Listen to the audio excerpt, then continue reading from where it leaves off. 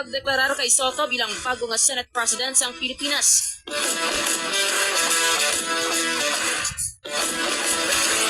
Septyembre 9, sa Balita Nasyonal. Inbuyagyag ni Anay Bulacan 1st District Engineer Bryce Hernandez na involved sa recent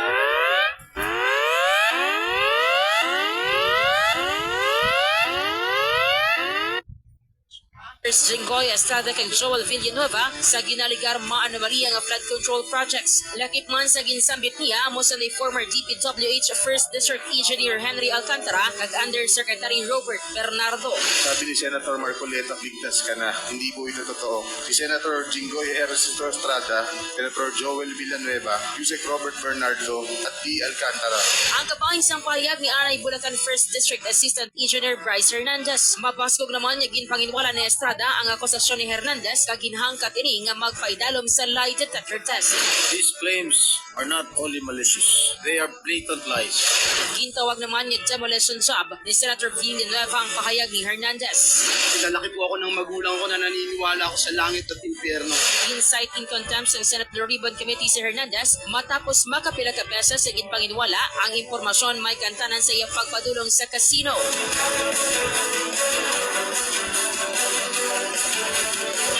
Setyembre 11 sa Balita Lokal. Ginbawi ni Department of Health at DOH National. sa Isidoro Herbosa ang administrative order nga nagasaylo.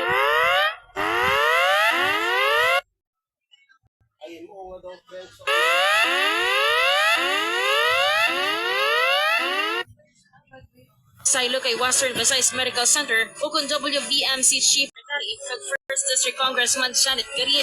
I am aware, but I think it's best for me to try not to that. Si Anay DOH Secretary kag 1st District Congresswoman Janet Garin.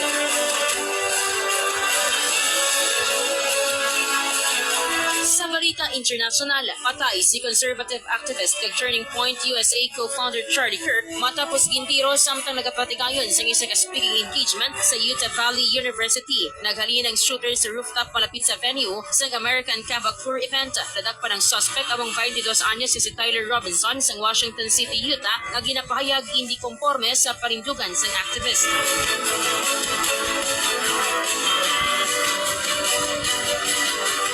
Setyembre 12.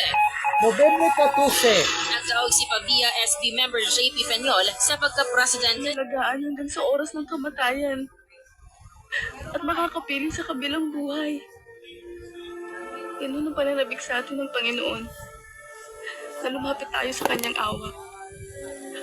Ang hindi ko lang maintindihan. Sa Philippine November 12. Sa Balita Tista.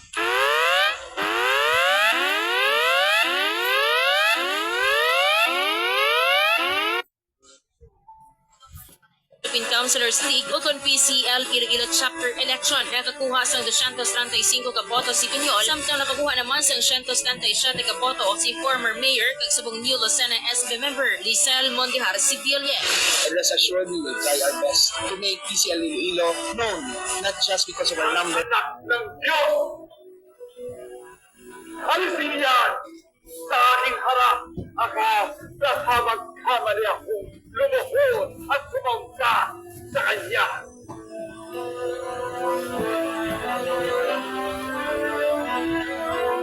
Narisa ay Poncio Pilato.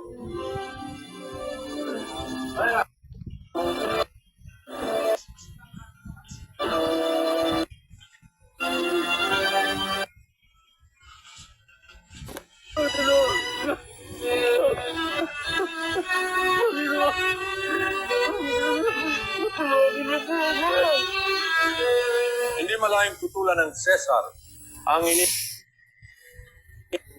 Not because of quality public service. Si SB member JP Peñol.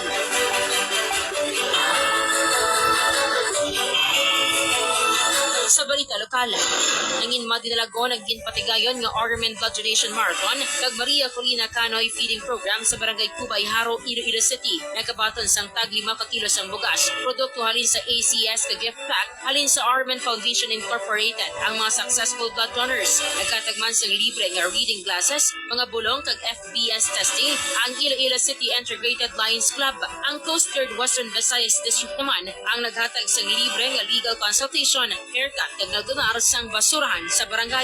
Kinakalipay ko gid ang RMN Iloilo sa pagpanikasog sa pagbulig sa among nga programa sa barangay. Ang kabahin sang payag ni punong barangay Analia Padilla.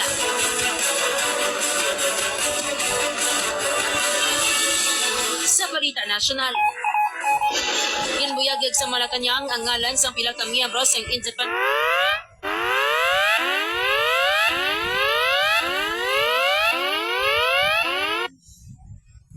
Commission for Infrastructure o ICI nga mag-imbestigar sa mga anomalya nga flood control projects. Sunday former Public Works Secretary Rogelio Babe Singson kag Rosana Fajardo sa auditing firm nga SGB & Co. ang ginasign niya commission members. Samtang si Baguio City Mayor Benjamin Magalong ang magaserbing special advisor kag investigador para sa ICI.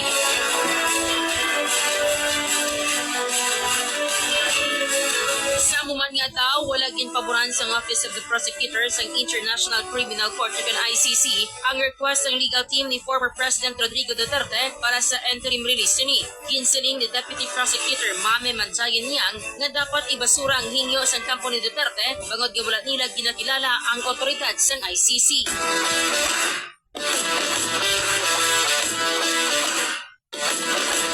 Sa sports, napatay ang World Boxing Champion niya si Ricky the Hitman Hatton sa edad niya 46 anyos. Nasapuan si Hatton sa iya balay sa Greater Manchester. Si Hatton ang naging bukas may kantanan sa iya pagpakigbato sa mental health kag drug addiction.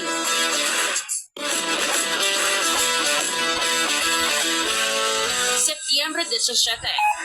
Sa balita nasyonal, formal nga nag-resign bilang speaker sa House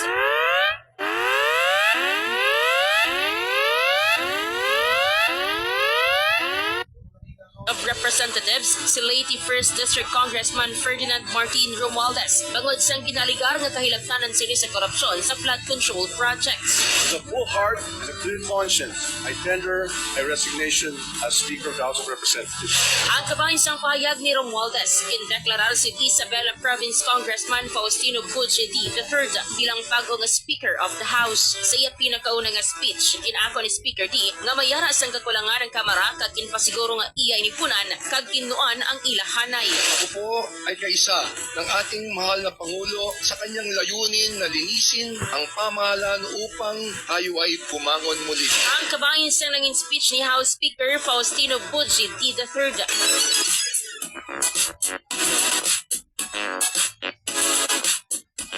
Sa showbiz, ginkumpirmar sang Star Magic nga nagbula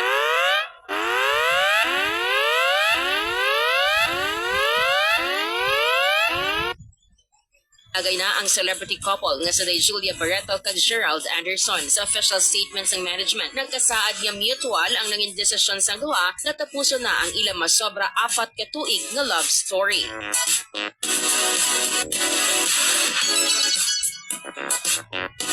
Na-diagnose si may stage 4 cancer si Ate Gay. Temporaryo nga nagpahuway ang veterano nga komedyante sa pag-perform bangod ginagapangayo ini sang milagro. Nagpaidalom si Ate Gay sa ultrasound check CT scan kung sa din ginrekomendar siya para sa biopsy.